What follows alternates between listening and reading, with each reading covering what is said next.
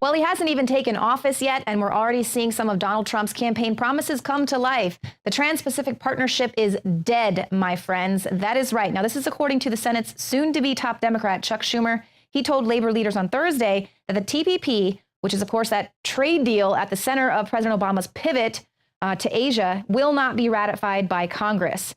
This is Obama's signature global trade deal. It's been on life support for months. Both Democrats and Republicans have been campaigning against these unfair trade policies ahead of the election.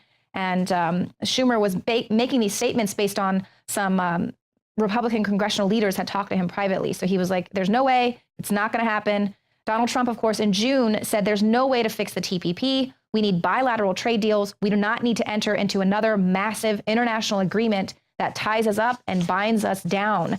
Now, of course, Senate Majority Leader Mitch McConnell said Trump is probably going to be able to negotiate a better deal if that's what he wants to do. So going forward, you know, Donald Trump kind of campaigned on that he's really good at doing deals. And of course, President Obama and his team had really been trying to ram the TPP through before the end of the year. That's not going to happen with both Republicans controlling both the House and the Senate and Donald Trump in. So they just don't have the votes. There you go. Another victory. And that's a pretty huge victory. Now, Donald Trump has already considered a lot of people for senior White House jobs. You know, we're all kind of wondering what's going to happen. Is he going to get the wrong people kind of getting his ear? Of course, once you're there in D.C., you're going to be around all sorts of smarmy fellows. But this is a list that was provided anonymously. That people are not allowed to be speaking to the press at this moment. This is a working document. But there's a list provided by a member of the transition team. It includes names like Trump campaign chairman Stephen K. Bannon, Reince Priebus, campaign manager Kellyanne Conway, and then, of course, former Trump campaign manager Corey Lewandowski and retired Army Lieutenant General Flynn. So these are just some names that are being thrown around. But Ron Paul says, Trump, please, my message to you, resist the neocons, resist the shadow government elites. This is a former congressman and libertarian icon, Ron Paul. He really needs no introduction here. But he says that neocons and shadow government figures are going to attempt to infiltrate and influence Donald Trump's presidency and prevent him from achieving successful change. Take a listen. We look at the president, we look at what he said, we look at what he might do, we look at his advisors, but quite frankly, there's an outside source, which we refer to as a deep state or a shadow government. There's a lot of influence by people that are actually more powerful than our government itself, our president and all that. But I fear the fact that there's so much that can be done secretly, out of control of our apparent government and out of the view of so many citizens.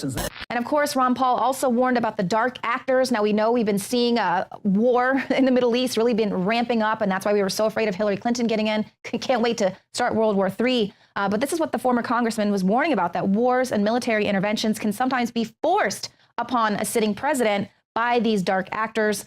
Paul also noted that sometimes false flags and unintended consequences are beyond the control of even a sincere president that would prefer that those kind of things don't happen. So we know that there are dark actors in government. We know that there are rogue people that are going to be trying to get the ear of the president. And that's why Ron Paul is issuing this warning, steer clear of the neocons. We saw there in the WikiLeaks email that it was indeed a shadow government that was overseeing Hillary Clinton's investigation. So we know that there are these dark actors that think that they are above the law, beyond the law, and beyond the control of Congress. And I do feel that we are moving into a time when that's not going to be the case anymore. You know, Donald Trump might tweet all about it. Keep us live and updated at 3 a.m. in the morning when he takes to Twitter. Now, we also have been watching a lot of people going crazy all across the country ever since Trump got in, because, of course, these are loving liberals who, you know, really wanted that peaceful transition. But it's not just white racists who voted for actual change in this country. Now we have a Muslim Democrat woman. This is Asra Nomani, and she says that she voted for Trump. And you will not believe how she silenced the CNN host with her explanation for why she did it. What I know that we have today is a very real and serious threat by extremist Muslims, and this is a reality that we haven't confronted directly for the sake of political correctness. And if people would hear about the concerns and fears that others have about the issues of refugees and extremists, then I think we could find a path that's in the middle. But unfortunately, what happens is that this liberal honor brigade shuts down all conversation. One Iranian military official had the audacity to call President-elect Donald J. Trump a joke. You know what we think is a joke around here, sir? The way you treat women, the way you hang gays from cranes, and the way you throw Christians in jail for, quote, apostasy. That's what we think is a joke around here. Now, this Commander General took to their state-owned TV. I mean, what else is there in Iran? This is what he had to say regarding Donald J. Trump. He calls him a joke. And regarding the U.S. Navy vessels in the Persian Gulf, he says the person who has recently achieved power has talked off the top of his head. Threatening Iran in the Persian Gulf is just a joke. Now, Trump insisted during the campaign that he was going to take aggressive action against Iranian naval vessels that harass U.S. ships in the region. And let's just hope he takes a strong stand and does that. Regarding the president's legacy, the Iranian nuclear deal, where he lifted sanctions, gave them a pile of money, much like a drug deal, and let them run amok while they continue to build warheads and missiles. Let's just hope he deals with that too. That's what we think is a joke. The fact that our last president gave you so much liberty to then chant death to America in your streets. So Donald J. Trump is coming out saying, you know what, we're going to take a different stance with you, and you have the nerve to call him a joke. Of course you do. Check out this article. It's up on our website, Infowars.com. While you're at it, be sure to download our app, Infowars.com/app. I'm Margaret Hall reporting for Infowars.com. Well, great news, everyone. Donald Trump has regained access to his Twitter account. Now, we know that his people there working on his campaign took him off Twitter in the weeks leading up to the election, but he's back in effect, and he's already criticizing the professional protesters because, indeed, a lot of these people are being paid to do this, and he's also criticizing the media for inciting some of them. He tweeted out on the 10th of November, just had a very open and successful presidential election. Now professional protesters incited by the media are protesting. Very unfair. But I love this because he came out a little bit more positively with a follow-up tweet saying, love the fact that the small groups of protesters last night have passion for our great country. We will all come together and be proud. So I really like that because you know what? They are exercising their freedom of speech so long as they're not rioting and burning things down and beating people up and breaking windows. That's when, you step over the line. But if you're just peacefully assembling, then yeah, that's great. You do love this country. You do care. And there are a lot of people who are genuinely concerned that their families and they themselves are going to be deported. So there is a lot of genuine concern out there, a lot of genuine fear. And that's why it's time for all of us to not just make fun of these people and kick them when they're down, but educate them and open up some dialogue with them so that we can explain the facts to them. They've been lied to for the last year and a half by a media that was dead set on getting Hillary Clinton in to complete the establishment agenda. They would stop at nothing. So they painted Donald Trump as this monster for a year and a half, issuing all of this fear propaganda. And so that's what's going on. These people are messed up in the head. These are, of course, the people that aren't getting paid $15 an hour by MoveOn.org. So, of course, now Donald Trump is facing assassination calls already. Paul Joseph Watson tweeted out there was actually a reporter for The Guardian who said, I think it's about time for another presidential assassination. But we have other people blatantly calling for him to be taken out. So this is just absolutely insane. But like I said, this is coming from genuinely from a place of fear for some people. This is 1.4 million illegals who followed President Obama's request to sign up for these two controversial amnesty programs. And they're afraid that they gave up this information. So they handed over their identities, their home addresses, and they admitted to being in the United States illegally in exchange for getting into these two programs, DACA and DAPA. So they said, you know what, Obama's going to grant us amnesty. We're going to be honest with you. We're going to give you our information. And now they're saying, wow, well, we've just put ourselves on the hit list. So we're going to be the first ones to get taken out. And then so John Miano of the Center for Immigration Studies says the programs are dead under a Trump administration. Those who signed up created a list of prime candidates for deportation. I disagree. Frankly, I think that this is going to provide a list of people who probably don't deserve to be deported at all. These are probably great people whose families have been here for a while and they've been contributing to our society. They're not criminals and they do deserve to be looked at to give this path to citizenship. It is the people, and Donald Trump has tried to say this again and again and again, it's the people who have these multiple deportations who keep coming back in, who are the criminals, who are the gang members, who are the people who get DUIs or rape little girls or have even committed murder in this country. Those are the people that we need to get the hell out, the bad hombres. Those are the people that are going to be the first on the list. So enough with this fear propaganda. People need to wrap their heads around that. And that's what I'm saying, that we have to have dialogue with these people, talk some sense into them, tell them to turn off their freaking TV sets because you have people like CNN staging protesters who come up and say, Hillary should have won, go to the Supreme Court and demand that we impeach Donald Trump. And then it turns out Don Lemon's like, hey, I know that guy. We went, that's my cameraman. We went on a trip together. So they're actually like staging protesters to incite misinformation and confusion among the protesters. So that's why it's up to all of us to welcome them in and to unite under this new world order. This was a white lash. This was a white lash against a changing country. It was a white lash against a black president in part. And that's the part where the pain comes. While the enraged minions feeding from the trough of the New World Order disrupt the restoration of the American Republic, Donald Trump accepts his rightful position as the 45th president-elect of the United States of America. We had never met each other. I have great respect. The meeting lasted for almost an hour and a half, and it could have, as far as I'm concerned, it could have gone on for a lot longer. We really, we discussed a lot of different situations, some wonderful and some difficulties. I very much look forward to dealing with the president in the future. Meanwhile, Hillary waits. This is painful, and it will be for a long time. But I want you to remember this. Our campaign was never about one person or even one election. It was about the country we love and about building an America that's hopeful, inclusive, and big-hearted. We have seen that our nation is more deeply divided than we thought. Hillary and company sit in limbo, impossibly attempting to rally faithless electors to throw the Electoral College's vote, as the pressure of all of her crime bubbles to the surface of a bog of corruption.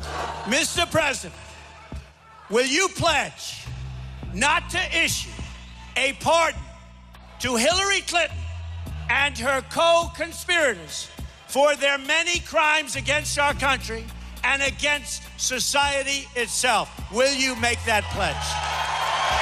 President-elect Donald Trump mentioned numerous times that he would assign a special prosecutor to wade into to handle Hillary's 5 FBI investigations, one of which, the email investigation, was dropped by Clinton Foundation lackey FBI Director James Comey, strategically setting the stage to allow President Obama to pardon Hillary, which begs the question, can a sitting president pardon someone under an investigation that has yet to be convicted of a crime? Well, unfortunately, the answer is yes. A full, free, and absolute pardon on Gerald Ford did it for Nixon, and Bill Clinton pardoned CIA Director John Deutsch for mishandling classified information. Attorney Samuel T. Morrison, a pardon specialist, told the Charlotte Observer, the Constitution says the president can pardon offenses against the U.S., not convictions. The only constraint is that he can't pardon someone in advance of committing the offense. Of course, the allegations against the Clinton crime family aren't singular in nature. They include the brazen mishandling of classified materials endangering national security, racketeering on levels the RICO Act was designed to address to the fullest extent of the law, the recent unexplained murders of witnesses, child rape allegations related to Bill and Hillary's numerous visits to Jeffrey Epstein's pedophile island, and election fraud. And just how many politicians and sycophants will be released from prosecution if the Clinton Foundation is allowed to walk free? Now, as Chelsea Clinton prepares to launch her political career, which will begin with Chelsea's hands dirty with money laundering allegations, the Clintons' hubris appears to be a stain impossible to wash off. Chelsea, seemingly unaware that Americans fully intend on restoring the republic, beginning with the prosecution of her family. If Chelsea had a lick of sense, she would beg Cher for a seat on that rocket intended to leave planet Earth and America's seed of exponential providence behind. John Baum for Infowars.com.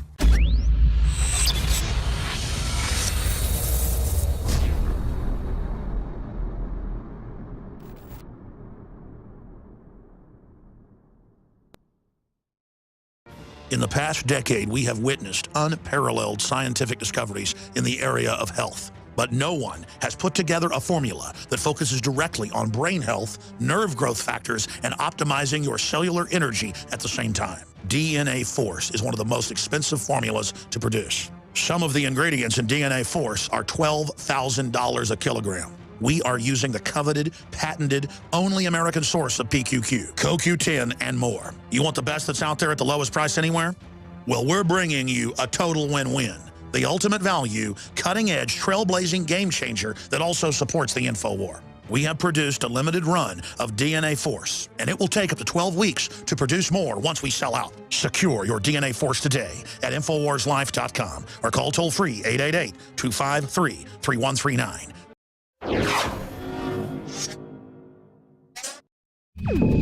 Well, he hasn't even taken office yet, and we're already seeing some of Donald Trump's campaign promises come to life. The Trans-Pacific Partnership is dead, my friends. That is right. Now, this is according to the Senate's soon-to-be top Democrat, Chuck Schumer. He told labor leaders on Thursday that the TPP, which is, of course, that trade deal at the center of President Obama's pivot to Asia, will not be ratified by Congress. This is Obama's signature global trade deal. It's been on life support for months. Both Democrats and Republicans have been campaigning against these unfair trade policies ahead of the election. And Schumer was making these statements based on some Republican congressional leaders had talked to him privately. So he was like, there's no way, it's not going to happen. Donald Trump, of course, in June said there's no way to fix the TPP. We need bilateral trade deals. We do not need to enter into another massive international agreement that ties us up and binds us down. Now, of course, Senate Majority Leader Mitch McConnell said Trump is probably going to be able to negotiate a better deal if that's what he wants to do. So going forward, you know, Donald Trump kind of campaigned on that he's really good at doing deals. And of course, President Obama and his team had really been trying to ram the TPP through before the end of the year. That's not going to happen with both Republicans controlling both the House and the Senate and Donald Trump in. So they just don't have the votes. There you go. Another victory. And that's a pretty huge victory. Now, Donald Trump has already considered a lot of people for senior White House jobs. We're all kind of wondering what's going to happen. Is he going to get the wrong people kind of getting his ear? Of course, once you're there in D.C., you're going to be around all sorts of smarmy fellows. But this is a list that was provided anonymously. That people are not allowed to be speaking to the press at this moment. This is a working document. But there's a list provided by a member of the transition team. It includes names like Trump campaign chairman Stephen K. Bannon, Reince Priebus, campaign manager Kellyanne Conway, and then, of course, former Trump campaign manager Corey Lewandowski and retired Army Lieutenant General Flynn. So these are just some names that are being thrown around.